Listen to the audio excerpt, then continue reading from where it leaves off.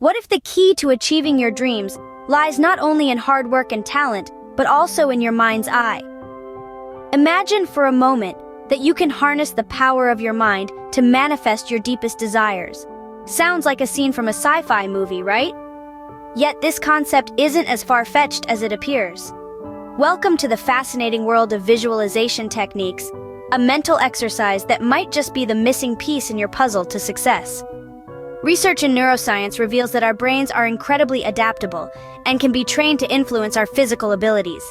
It's a concept that's been tested and proven in a variety of fields, from sports to music and even academia.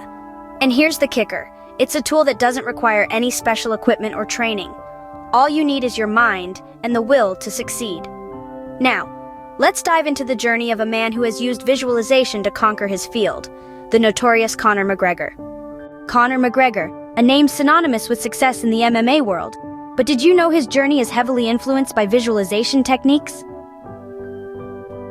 Now let's take a journey back in time. Picture a young man in Dublin, Ireland.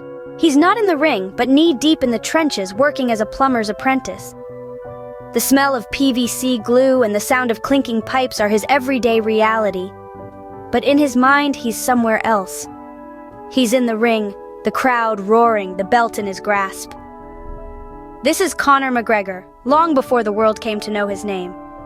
McGregor began to use visualization techniques early in his life. He would see himself winning fights before they even happened. He'd picture every move, every punch, every victory in vivid detail. It wasn't just daydreaming. It was a focused, intentional practice that he incorporated into his daily routine. In interviews, McGregor has often spoken about his use of visualization.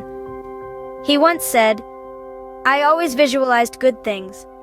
I always visualized victory, success, abundance." He saw himself as a champion even when he was still an apprentice plumber. And it wasn't just about seeing it. He felt it, he believed it.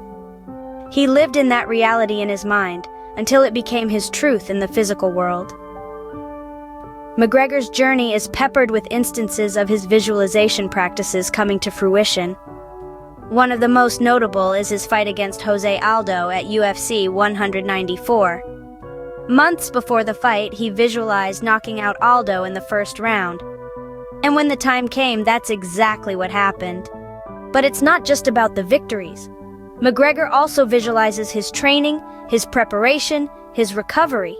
He sees himself pushing through the pain, the sweat, the exhaustion. He sees himself rising again and again, no matter how many times he's knocked down. The power of visualization isn't about magic or wishful thinking. It's about aligning your mind with your goals, your desires, your vision of success. It's about solidifying your belief in your ability to achieve what you set out to do. From envisioning victory to manifesting it, Conor McGregor's journey is a testament to the power of visualization. So, what can we take away from the story of Conor McGregor and the power of visualization? Well, let's break it down.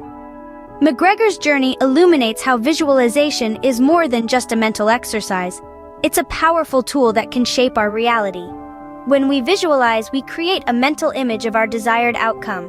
This, in turn, boosts our belief in our ability to achieve it, thereby fueling our motivation and determination. Moreover, visualization isn't limited to sports. It's a universal tool that can propel us forward in any field, be it business, the arts, or even personal growth. It's about harnessing the power of our minds to shape our future, to transform our dreams into tangible realities. But remember, visualization isn't just about seeing. It's also about believing, daring to voice your aspirations, and having the grit to turn them into reality. In the words of McGregor himself, "If you can see it here and have the courage enough to speak it, it will happen." So, what is it that you see for yourself?